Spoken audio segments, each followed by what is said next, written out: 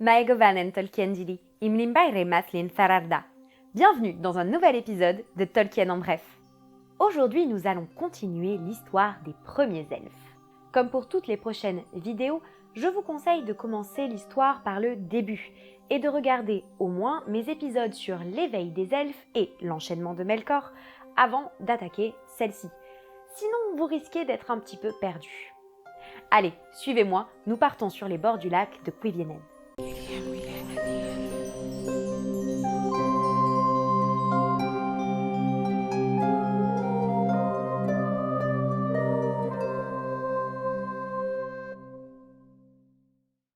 Donc, les premiers elfes étaient éveillés depuis quelques décennies déjà et avaient passé une bonne partie de leur temps à faire des bébés, apparemment. Car les trois peuples, les Vanuars, les Noldor et les Teleri, commençaient chacun à être assez nombreux. Ils avaient assisté de loin à la guerre entre les Valar et Melkor, et en réalité, ils ne connaissaient vraiment, pour le moment, qu'Oromé, qui était le seul des puissants à avoir passé du temps avec eux. C'est d'ailleurs Oromé qui fut chargé d'apporter le message des Valar aux Quendi, les invitant à venir vivre en Valinor sous la lumière des deux arbres auprès d'eux. Donc là, tu es en train de me dire qu'ils vont emmener les elfes en Valinor, là où Melkor est enfermé, ce même Melkor qui en veut aux elfes à mort et qui les tient responsables de sa déchéance. Ouais, pourquoi ? Non, comme ça, j'imagine que tout va bien se passer. Mais les premiers elfes n'étaient pas chauds à cette idée. Franchement, un dieu, il te parle d'un pays illuminé par deux arbres et te propose de venir crécher chez lui, alors que tu sais que ses petits camarades étaient tellement vénères ces derniers temps qu'ils ont ravagé toute une partie du monde. Oromé n'arrivant pas à les convaincre, les Valar proposèrent de faire venir 3 ambassadeurs des elfes sur les terres immortelles, pour une petite visite. Ces ambassadeurs ne furent autres que ceux connus par la suite comme étant les rois respectifs de chaque peuple. Ingwe, roi des Vanuars, Finwë, roi des Noldor, et Elwë, roi des Teleri. Dès leur arrivée en Valinor, ils furent totalement sous le charme, subjugués par la beauté du pays, par la lumière des deux arbres et par la gloire des Valar. Et là, clairement, ils se dirent que c'était plutôt pas mal comme endroit pour vivre. Quand ils furent de retour, après 2 ans de l'âge des arbres quand même, en 1104, ils parlèrent aux autres Quendi de Valinor et des Valar et les encouragèrent à accepter leur invitation, car eux-mêmes voulaient absolument y retourner pour pouvoir y vivre. C'est à ce moment-là qu'il y eut la première séparation entre les elfes. En effet, si tous les Quendi de la maison d'Ingwe suivirent et que la plupart du peuple de Finwë et Elwë acceptèrent l'appel, beaucoup refusèrent tout de même, préférant rester dans les grands espaces étoilés de la Terre du Milieu plutôt que de se rendre dans ce lieu dont ils ignoraient tout. Ceux qui partirent furent appelés depuis le peuple des Eldar, car ils suivirent Oromé, et c'est le nom que le Vala leur avait donné. Et ceux qui restèrent en Terre du Milieu furent appelés les Avari, ce qui veut dire ceux du refus, et auraient eu pour chef 2 elfes appelés Morwë et Nurwë. Les Eldar préparèrent donc leurs petits baluchons et commencèrent la grande marche des elfes qui devait les mener depuis les bords du lac de Cuiviénen jusqu'en Valinor. Les premiers à partir, qui étaient également le plus petit groupe, furent les Vanuars, les plus beaux elfes, le peuple d'Ingwe, considéré comme le plus grand seigneur elfique. Ils devinrent les favoris de Manwë et Varda. Puis, ce sont les Noldor, le peuple de Finwë, qui se mit en route. Leur nom signifie sagesse, et ils sont appelés les elfes profonds. Et furent les Eldar les plus proches du Vala, Aulë. Enfin, les derniers à se mettre en route, et les plus nombreux, furent les Teleri. Ils étaient d'ailleurs si nombreux qu'ils avaient 2 seigneurs qui étaient frères, Elwë et Olwë. Mais cela traînèrent pas mal en route car ils n'étaient pas tous décidés à quitter définitivement les terres du milieu. Et toute cette joyeuse troupe était conduite par Oromé qui, chevauchant son cheval Nahar, leur montrait le chemin. Mais pour se rendre en Valinor, ils devaient contourner la mer d'Elkar en montant vers le nord pour ensuite tourner vers l'ouest. Mais dans cette région, de sombres nuages dus à la guerre des puissances assombrissaient encore les étoiles. Et de nombreux elfes, effrayés par cela, renoncèrent à la marche et repartirent d'où ils étaient venus. Froussard.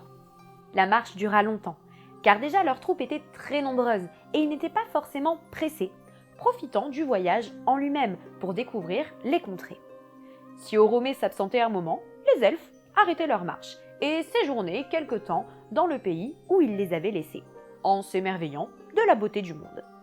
C'est ainsi qu'il leur fallut environ 10 ans de l'âge des arbres pour arriver finalement devant un très grand fleuve, qui fut plus tard appelé Anduin, qui marqua depuis la frontière est de ce qui fut plus tard appelé la Terre du Milieu, avec la carte que l'on connaît du Seigneur des Anneaux. Et tandis que les Vanuars et les Noldor reprenaient la route, les Teleri séjournèrent longtemps près de ce cours d'eau, car c'est un peuple qui aime particulièrement l'eau et n'aimait pas s'éloigner de sa musique. Et face sans doute à la menace des montagnes, l'Enwë, qui faisait partie du peuple d'Olwë, se leva et amena avec lui une grande compagnie d'elfes en direction du sud. Son peuple se scinda ainsi des autres Teleri, et ils furent plus tard appelés Nandor.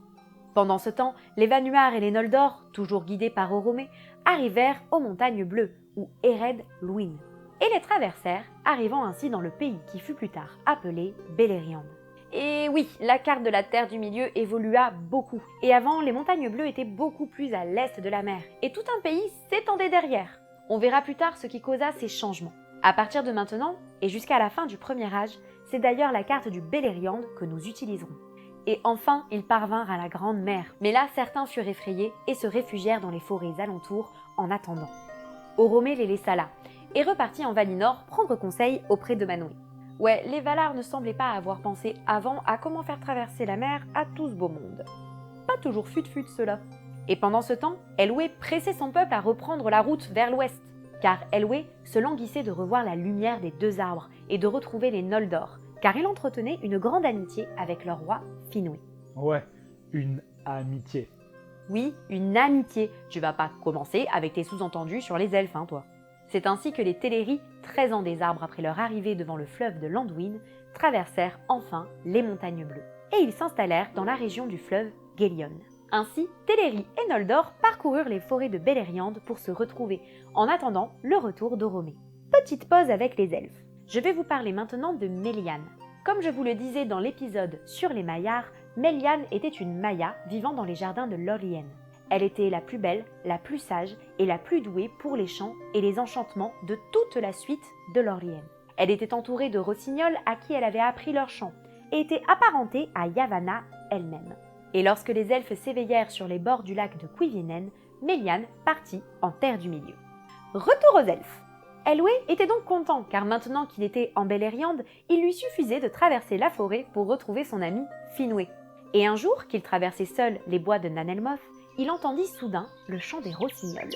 Il fut alors saisi par un charme et entendit au loin la voix de Melian qui submergea son cœur d'émerveillement et de désir. Oubliant son peuple, son ami et tout le reste, il s'enfonça au cœur de la forêt, suivant la voix, et il se perdit. Mais il parvint finalement à une clairière où Melian se tenait. Il tomba fou amoureux et s'approcha d'elle pour lui prendre la main. Un sort s'abattit alors sur lui, et ils restèrent là, tous deux, sans dire un mot, immobiles, tandis que le temps défilait à toute vitesse autour d'eux, au point que les jeunes arbres qui les entouraient grandirent. Ainsi, Elwë fut considéré comme perdu. Les Teleri le cherchèrent de nombreuses années, espérant toujours le retrouver. Et Olwë finit par prendre à sa charge le peuple de son frère pour les guider. Car la marche des elfes avait repris, et les Vanuars et les Noldor continuaient déjà leur route vers le nord, Oromé les guidant à l'endroit où la mer était la moins large entre le Beleriand et Valinor, pour les faire traverser. Mais certains du peuple d'Elwë refusèrent d'abandonner et restèrent dans les forêts du Beleriand, espérant encore trouver leur roi. Enfin bref, j'espère que cet épisode vous a plu. N'hésitez pas à regarder à nouveau cet épisode pour vous familiariser avec le nom des peuples des elfes et de leur roi, dont nous allons souvent parler par la suite. N'hésitez pas à vous abonner à ma chaîne et à me laisser des commentaires. On se retrouve très vite pour de nouvelles aventures en Terre du Milieu. Namariek Tolkien Diri.